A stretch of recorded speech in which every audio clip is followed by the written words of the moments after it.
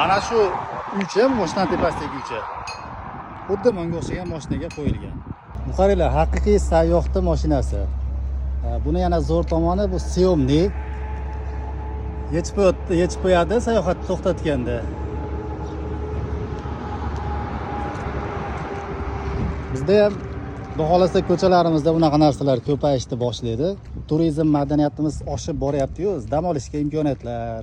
Ya'ni Yevropalar, Amerikalar bizdan ancha yil oldida shuni hisobiga mobilniy uychalar yaxshi ommalashgan. Bizda ham xudo xolasa 5-6 yilda bunaqa narsalar ko'payishni boshlaydi. Bu mashina Yevropaniki ekan, bilmadim, D qilib qo'yibdi, Daniya bo'lishi mumkin. Necha baho bu mashinaga? Sayyohlik uchun bu qanday imkoniyat beradi bunaqa mashina? Bizniki endi pritsep, karvon. Mana bu bayroqlar menimcha borgan davlatlarning bayrog'i bo'lsa kerak. Xudo xolasa meni ham karvonimda shunaqa bayroqchilar paydo bo'ladi.